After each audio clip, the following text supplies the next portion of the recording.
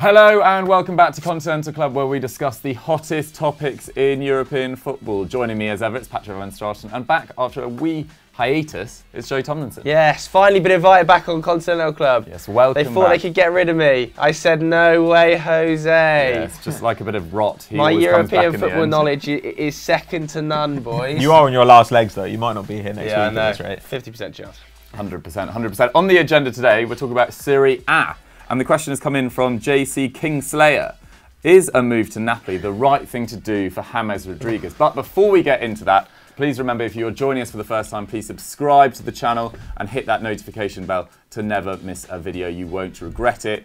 But we've got to talk about James Rodriguez, because it seems like sort of Real Madrid, Zinedine Zidane have made up their mind. He's not in their plans. Apparently he's not going on their, he's not even allowed to go on their pre-season tour. Oh. Gazzetta dello Sport carried quotes from De Laurentiis saying he likes James Rodriguez as a signing, but this is very much Ancelotti's player coming in. Supposedly it's going to be a loan deal, a €10 million loan deal with an obligation to buy him next summer, so summer 2020, for €40 million. So it seems like James Rodriguez now has a bit of an opportunity after being pretty unwanted at Real Madrid, obviously a 2-year loan spell at Bayern, to really establish him once again as one of the superpowers of world football. Joe Tomlinson, welcome back to Continental Club. What do you think of this move? Yeah, I have no issue with it, really. I think it's at a market rate. I'd say €10 million. It's basically a €50 million deal because it's an obligation, not an option. They have to take up that purchase option. So let's say it's a £50 million deal. I think that's fine for James. Still one of Europe's most elite creators. I think the most key passes per 90 of any player in Europe last season, around 4, which is just ridiculous. Still a strong workhorse off the ball, slightly underrated as a defensive attacking midfielder, like in the press.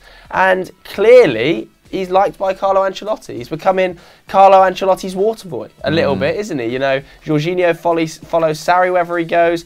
James follows Carlo wherever he goes. Real Madrid, Bayern Munich, and now seemingly at Napoli. And look, they lost Hamsik, didn't they, to the Chinese back in January, February.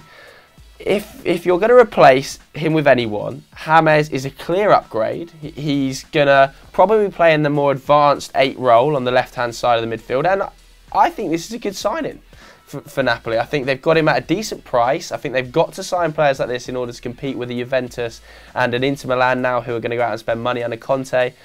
I think this could be one of the deals of the summer at €50 million. I really do. I think it's a brilliant buy in a market where Marcus Llorente is going to Atleti for 40. Yeah, my only worry with this is what does it mean for Fabian Ruiz, in that he was signed last summer, had a really underrated campaign actually. I think it was 5 goals, 4 assists in the league, over 2 key passes, few dribbles as well. 2.8 key passes. Oh, was it as much as that? He's a hard defensive worker as well. Yeah, exactly. I think that might be the benefit in that. He can play in a number of midfield positions, or as a number 10. So maybe you'll see him drop back deeper. But yeah, slightly concerning for him. But it'll be okay though. They'll make, Carlo will make that work. They've got a pretty big gap to fill though. I mean, it was 11 points to Juve last year, but according to expected goals, they should have finished top actually. Yeah, and also I think that they scored the lowest amount of goals they have in 4 seasons last season, right? Which is, you're obviously going to see that drop off post Sarri. Sarri really had that kind of Napoli side playing at their pomp, I'd say. Which leads players like Insigne and stuff. So he was going to see a drop-off, but I think Napoli, if they do get that deal for Kostas Manolas over the line, I know that De Laurentiis isn't sure about his attitude, said that he's causes problems off the pitch, but if they can get him in and James in for a combined 70, 80 million euros, I think that's really good business. 100%, because Raul Albiol was still playing, I think, over 1,500 minutes last year. Raul Albiol is a fantastic player. Raul Albiol has been underrated his whole career. It's just that he's old, right? He is old. He can't be around forever. He's 33 now. Those are the players in the squad. You look at Mertens, I'd say Callejon and Albiol, and those are the guys you kind of need to find replacements for. They're actually, I mean, my only issue with this is I feel like maybe they could have spent the money elsewhere. Like full back zones, they might lose Husay to Atletico Madrid. I still feel like the left flank is a little bit shaky. Mario Rui, is he on his way? It seemed like he was. I think so. And Goulam not returned? Yeah, but Goulam still like you just shot to pieces. You just can't trust Goulam. Like, I mean, he's a great player, but you cannot trust his fitness. And so those are the zones where you think maybe they could have spent money. But overall, James Rodriguez is a fantastic signing, and James Rodriguez is one of those guys whose profile as a player is completely different from what people think it is. I think people think of him as like a sort of luxury player, like an Ozil, or even like a Pogba this season, and that's actually not true at all. Like James has really converted himself under Carlo Ancelotti into that kind of what the Man City players have called the free eight, what Kevin De Bruyne has called the free eight. Where you're essentially a number 10, but you're the third man in a three-man midfield, and you're expected to do a bit more defensive work and ball progression. Like, he wins the ball back 3 times a game. He does loads of ball progression. Like, he's a really good passer from deep. And he does that while creating, like you said, a continent-high number of key passes per game. My only concern is, in that midfield, they've got Zielinski, who's pretty creative. They've obviously got Fabian Ruiz, like you said. They've got Insigne. They've got Alan, who can do creation as well. Plus, they've got Gulam when he is fit. So there is a lot of creativity in there. So you wonder if it was the most necessary purchase. But if you think, you know what, Juve have got an ageing squad and are going to need to work out how they move on from it. Sarri is going to be changing the style utterly. Maybe this is our summer to just spend 50 mil and possibly we sneak a title. And I think that that's a perfectly sensible thing to do. My only real issue is that I think, could Atletico Madrid have used this profile of player rather than going and spending 120 mil on João Felix? Could Spurs, if they lose Eriksen, have just plugged Rodriguez into that hole and basically lost no ground whatsoever? Pretty much the same age. So I don't know. I'm quite impressed that they're managing to get him without too much competition, it looks like. But overall, it just seems like a sensible, interesting, clever purchase. Yeah, I wanted him to go to Wolves. I thought that'd be so much fun. Yeah, that'd been sick. But we can't... Still Isco to Wolves. George Mendes. Like, he'd have gone too far. Bruno Fernandes will end up at Wolves for 20 mil. Please, just go crazy. It'd be so much fun. But we can't talk about Serie A without obviously covering the news at Juventus this week with Maurizio Sarri taking over. Fabio Paratici, their chief executive, said he was always their first choice. Sarri said that this is the pinnacle of his career so far. Pretty, he's been called a traitor by the Napoli fans. Pretty controversial. Big shoes to fill, despite the fact that Juve had a pretty disappointing campaign last year. They still won 5 titles in a row. My main concern with this is that if he's being brought in to finally secure Champions League, first one since '96 it will be, I just don't know whether he's quite the man for it. And also, his lack of rotation that he uses in his squad. He tends to use about 14 players, and that's pretty much it. Last year, only 11 players in the Chelsea squad played over 1,200 minutes. Whereas someone like City had 15 that did that. United had 16, Arsenal 13. So they just didn't have a big squad use in terms of just regular minutes, and that's why you saw lots of people getting pretty alienated on the sidelines. It took Ruben Loftus-Cheek until at least February to establish himself. So I just worry whether people that will now be moved to the sidelines, potentially Bentancur might not have that many minutes next year with Ramsey coming in. Milinkovic-Savic is still being talked about for a move. So I just wonder whether they'll be able to keep that squad harmony together. But Pat, are you excited by the prospect of Sarri at Inter? I know you've been quite sceptical. At Juve, I think. Sorry, at Juve, sorry. I'm not sceptical about it, but I just think there is more pain coming than Juventus fans realise. Like, I think that he's got to completely change the style. He's got to get rid of a lot of players who have been at the core of Juve's success.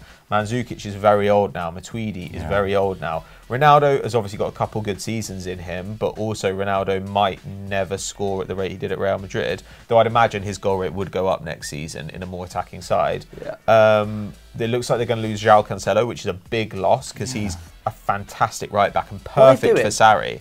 But I have no idea.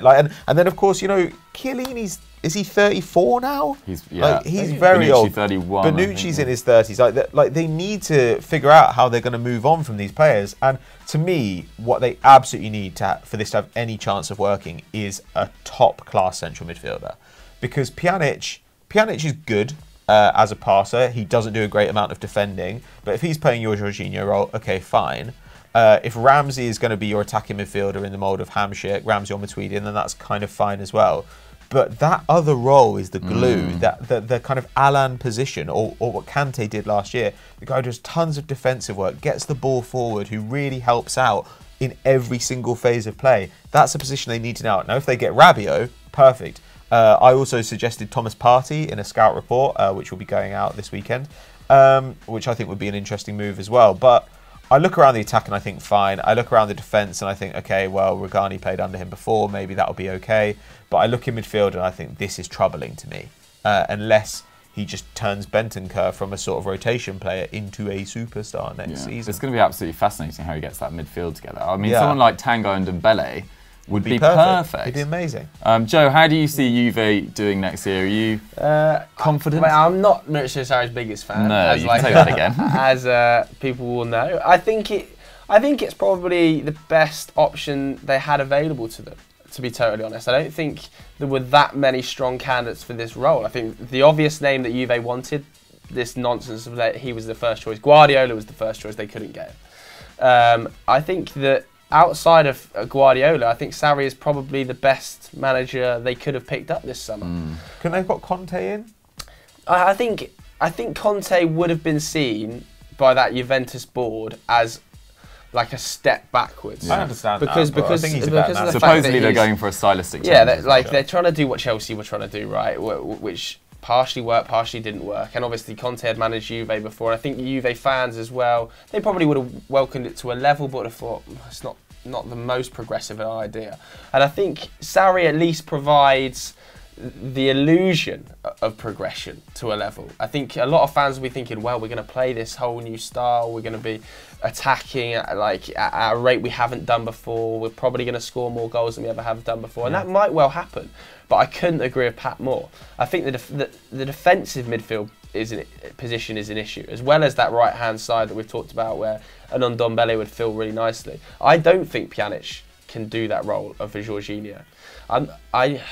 I think that he is going to probably bring Rabiot in as that right-hand side midfielder. That deal looks like it's probably sewn up and done now. I think that Pjanic role that he's probably going to fill, I don't think he's of the required level of a Jorginho. And I think Jorginho has talked about over the last couple of weeks, hasn't he, that he'd be willing to follow a Sarri, and I'm sure Juventus will have inquired about him coming in. But I think Pjanic is a massive step down from the sort of intricacy of that Jorginho adds to your side and his ability to move it through the midfield. As much as he got panned by Chelsea fans last season for a lack of cutting edge, his ball progression numbers were still fantastic. And if they can't get Pogba and they can't, let's say Rabiot doesn't happen, you're left with, like you say, Matuidi, Pjanic, Bentancur. I like Chan. I think Chan can play a more Chan's not that, better role. I agree. He's a good defender. Chan's a good player, but he's not a Sarri 6.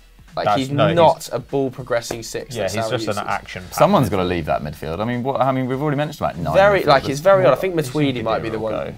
Might be also on the verge. Khedira might be. The front line I think is really exciting. Probably have Ronaldo as the point man with Dybala playing that Insigne role, drifting off the flanks. I think Costa, Benedict. I actually saw some of the Juventus blogs that I was reading were sort of fantasising about Dybala playing as a false 9, like Mertens used to, and then using Ronaldo as like Callahan on the right hand side. And then the left-hand side being Douglas Costa. That could work, but Mertens wasn't really a false 9 under Sarri. Like Mertens was just short. I think sometimes people say a false 9 when they just mean someone short, and like Mertens was still like the primary goal scorer. Don't get me wrong. I think Ronaldo in the Callahan role, that could actually make a lot of sense. Basically using his incredible off-the-ball movement, like just to come in at the back post and just score endless goals. But he has talked, I think, about how he was excited to work with Douglas Costa and stuff. So I mean, like it could be interesting. And the minutes you got William and Pedro. What about what Dukes was saying though about the Champions League? Because I think that is quite an interesting point. Like Sarri was getting so much criticism this season for predictable substitutions and for never really adjusting his style, even when it was obvious they were going to get battered. That does seem like an issue in the Champions League, right? 100%, particularly for this Juventus side. Like I feel like under Allegri, who is one of the most pragmatic managers in world football and can change on a sixpence, they were still getting found out by the better sides tactically. And I think Sarri will get exposed by a Manchester City, by a Liverpool, by maybe even clubs like Barcelona next season. As much as and as limited as Valverde is, I think Messi can expose that system that in team meetings in the build-up, every single week you can go, this is how they're going to play. This is how they're going to line up. And this is how we cope with it. And I'm sure they will pump some of the minnows in Serie A next season. You're probably going to see some like 7-8 nillers. But when it comes to the Champions League, nice one, Siri. Literally don't know what happened there. I think that he will get found out by the elite managers across Europe. Yeah, it's all about peaking at the right time. And I don't think if you're known for not using your squad properly, it's going to be potentially not the not the answer they're looking And for. he in the has to Champions win League. Serie A. He has to win. Yeah, he does. Nothing That's else the is minimum. acceptable. We've also talked loads about their midfield and attack, but their defence was the weak. They conceded 30 league goals, which is the most since 2010-11 when they finished 7th. Yeah. Like their And you've got defence has Conte got lots coming. of You've issues got as well. Conte coming in Inter Milan, which poses a just about to whole lead it new onto that, threat yeah. to Juventus's reign. You've seen the attacking dominance of Napoli, but you always feel like Juve can just outbeat, like, will win more games. Doesn't matter how much Napoli can outscore you, they will just win more games. Yeah, grind it Whereas through. Conte don't give a f about how many goals he's scoring. All he is doing is winning games. Yeah. There's talk of, Lukaku said that he doesn't feel important under Ole Gunnar Solskjaer. He's obviously complimented Conte as the best manager in the world, which is kind of bizarre considering he hasn't really worked under him for that long. If at all, really. Never worked for him. Never worked under him. Not even briefly at Chelsea? No. So I don't know where he's really getting that from, but he's just flirting seriously hard. Pat, what do we think of Lukaku to Inter Milan? I think it would be a great move. I think it would fit them really, really well. And I understand why they'd want to get shot of Icardi, because he's a bit of a soap opera. The only problem is I think they probably would need to get rid of Icardi to bring in Lukaku. And I'm not sure they're going to be able to find a buyer because there's a very limited number of clubs who can afford him at the price point they want to sell him for. And none of those clubs either need him or want him. They've got, either way, they're going to have a pretty good attacking roster next season. They've got, either Icardi or Lukaku, followed by Lautaro Martinez, who had a really good first season. The question is what they do in the wide areas, because they've got Jon Caramo, who they sent back to Ligue 1 on loan this season, back to Bordeaux, I think. Yeah. It doesn't look like they're going to take up their purchase on Keita Balde, which I'm not sure I understand, because I think Keita Balde He's pretty good. I think Keita Balde is great. For a lot of people at the club, that I think. Yeah, and I understand that. But, to be honest, there's probably a lot of deadwood in that squad. I think you can shift out quite a lot of midfielders. And some of them are old and you'll get no money, like Borja Valero. And others are, you've got Gagliardini, you've got Brozovic, you've got Nainggolan, you've got Vecino, they're just these endless midfielders that go on and on and on. And you just kind of think, surely there's some value to be had in there. So I think that, I don't know, I think he needs at least one lights-out wide player, pretty much, because I wouldn't rely on Perisic either. But I think you're right. He'll just create a defence that is so solid because he's got the rudiments there for it. with what is it? Godin, Skriniar, De Vrij, and Handanovic behind them. And then they've got, got. Well, I don't know. They seem to have their problems with the Schalke. I don't know if they're going to take up that option. But they've got D'Ambrosio played most. But they'll get enough out of their fullbacks, and I just think that Conte will do a great job there. And then if Juve pretty much need to make sure that they need. The problem for Juve is, they need to win the league this season, and they need to be set up so that they can win the league by a bigger margin next season. Because I think after Conte's had 2 summers, Inter become a real threat, like a really worrying And side. Joe, from a Man United perspective, are you saying, ciao, Romelu, thanks very much? The right fee. It's the same as I said on that Sunday Vibes, the infamous Sunday Vibes where I said he should go to Wolves 3 months ago. If United get £70 million for him, they'll sell him. What do you do forward-wise then? I think he's a great backup. I really don't think. You can understand why you don't want obviously great backup, but if you take 75 million for a backup, I just really don't back you guys to be able to. I really don't back you guys to be able to land these big targets that you're going for. I just don't think you're going to get a better backup striker than Romelu.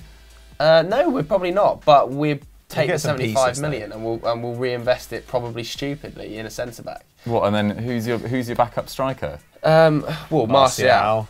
Mason Greenwood, I suppose. Martial's you would not buy bad another backup. forward if you United would 100% buy another forward if that happened. Obviously, outrageous wages. I think we were linked with. They wanted Icardi as part of a swap deal. United said no, probably rightly so, in my opinion. I don't think he would fit what Solskjaer wants to be. I think if United can recoup their money, they will snap somebody's hand off for Romelu Lukaku. I don't think he fits the mould of what Solskjaer's trying to be, rightly or wrongly. And for me, as a Manchester United fan that watches him every week, I would be absolutely delighted with anything above £60 million for him. I think he's been slightly harshly treated. I think his United record's pretty impressive. I think it's 42 goals in 96 games or something like that. He's still a top-class forward, but I can understand if he's not. His expected goals were 0.56 per 90 last year. But you can throw all the stats. But it is lower than Rashford. You can throw all the stats you want at me, and I would give me my pick of any of the top 6 forwards. He would probably be at the bottom. I think you'll regret it. In 3 years' time, you'll be like, we just should have kept him. It depends who you get instead. But I mean, I do think it's understandable to say let's put Rashford in there, who's done more than enough to deserve that role, I think. I just think he's a great Martial as a backup. Great squad player to have. Okay, lads, so if we had to put our money where our mouth is, predictions for the top 3 next year at the end of Serie A, Joe? I think it'll be Juventus again, but it'd be really close to them in Inter. Yeah, probably Juve into Napoli. I'm actually going to go Juve, Napoli, Inter, I think. Inter, more problems than we think at the moment. But yeah, that's our thoughts on Serie A for next year. Let's move on to quickfire questions. Our first quickfire question comes in from Robert, series of numbers, and he asks, who should Bayern sign to challenge for the Champions League next season, and should they bring in a replacement for Hummels? Now, I think we've talked about the first part of that question quite a lot, so let's just focus on Hummels' return to Dortmund. Joe, stroke of genius, what are you thinking? Bizarre. Like, I think it's a bit of sentimentality from Borussia Dortmund, which you don't often see from a club that is obviously extremely well run at the top level. I think they've overpaid by a lot. It feels like they've overpaid by about 20 million euros to me. What was it in the end? 38 million euros or 30 rising? I don't think it's totally up front, but yeah, it's rising stuff. But either way, I feel like they're pretty stocked for central defensive talent.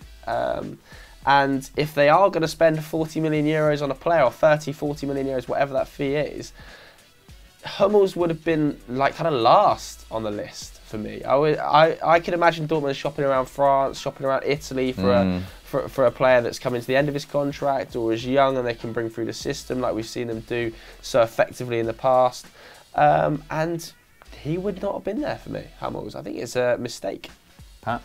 Yeah, I can see why they'd want an experienced centre-back to kind of complement that roster of young defenders like Diallo, Akanji, Zagadou. It makes sense that when they've all got an average age of about 22, that you get somebody in who is a bit more experienced. However, I completely agree. 38 million euros is such a lot of money. And I think like for half that fee, you could maybe get Benatia off Juventus or just find somebody, even Otamendi off Man City possibly would be able to go for less than that. Go for Godin. Like, hammer at Godin. Or Font, who spent last season on Lille. I don't know if that deal was longer than a year, but I think if you just want somebody to lend a bit of experience while your backline develops, you can pay much less than this. And this is the weird thing about Dortmund. Like Dortmund, for all their clever, good signings and clever scouting of young players, when it comes to guys who used to play for the club, they get really sentimental and they tend to overpay. Good point, they're talking about bringing Gundogan back this summer, and I mean Gundogan's great, but still. And they were talking, they brought back Kagawa, they brought back Goetze, like they just do it all the time. And I think, move on, man. Like you can get somebody for way less money who will do exactly the same job and continue to invest in the squad. Like, it's telling that Bayern must have been absolutely jumping for joy when this move happened, given that their defensive signings this summer have been excellent in Pavard and Luka Hernandez. They wanted to shift the defender on, and we were talking about Boateng leaving for like 8 to 10 million euros. They've just chucked another 30 million euros in the pot from a direct rival for a player who is aging out and falling off statistically. Yeah. No, I tweeted about it the other day. I thought it was absolute insanity as well. Weird from Dortmund because they're signing so far, and Schultz and Hazard and Brandt have been so impressive. But from a Bayern perspective, I suppose they can, actually maybe they don't even need. They've got 4 centre-backs, they're pretty sorted, and they've got 38 million euros up front or not. Well done, Bayern. Great bit of business. We'll just finish with another centre-back. Just a quick question. Coffee and TV has asked, should Maguire go to United or City? Joe? Stay at Leicester. Please. No, I would like Harry Maguire at Man United. I think he's a massive upgrade on what we've currently got, but United are going to overpay for him. Whoever gets him is probably paying 30, 40 million euros more than they should be. Should be paying in the region of 40, I think, 40, maybe at 50, but 80 is just mental. Good player, but I can totally see why City have pulled out. Yeah, if I was Maguire, you obviously go to City, 100%, even to be fourth. Player, it's not even a question, even to be fourth choice. I just don't think you join Man United at the moment if you can. But City are intelligent. Like, this is reminds me a little bit of that Alexis Sanchez situation where they're interested, and I think they would have probably taken him at the right value, but were priced out of it. The value wasn't there to be had, both in wage structure with Alexi and in fee with Harry. And I think that they've made the right decision pulling out. And United will probably f*** it and go for him and pay 80 million euros when all their other options have said no. Yeah, that was pretty comprehensive. Pat, anything to add on Maguire? No, except I suppose that City don't really have anything to lose, and Pep just wants to increase their quality in the air. So you can understand why he'd say, okay, we'll go get Maguire. Whereas United need a centre-back to fix their back line, and Maguire's not going to do that. 100%. It seems like that Koulibaly deal's off as well. I don't know. I haven't heard any talk about that. That was an Priced awful out, lot, though, isn't it? I think they lot. wanted now 115, 120 million euros for him. It's just quickly, would you rather sign Joe? Would you rather sign Issa Diop or Harry Maguire? Yeah, I would probably rather Issa, but I think you're going to be looking at the same fee. Do you think as much as that? Yeah, I think West Ham were talking. I saw a few West Ham fans, like, not to dig the West Ham entire fan community out, going, Well. yeah, right, you know, I would take Martial in a swap deal for Issa. Yeah, bet you. I'd take Lionel Messi in a swap deal for Phil Jones too. Off. A very good note to end on. Let's roll straight into the end board. What should the good people go do now, Joe? Go over and watch We Need to Talk. Yes. I was chatting a little bit more about João Felix and how Jorge Mendes' sticky fingers are all over that deal. That's live on Football Daily already. Nice, Pat. Check out the Sunday Vibes Extra Time podcast. It will be available to download this Sunday. That features me, Doogie and George Wright discussing how we would fix Arsenal's current horrible situation. Thanks for watching, guys. See you next time. Bye.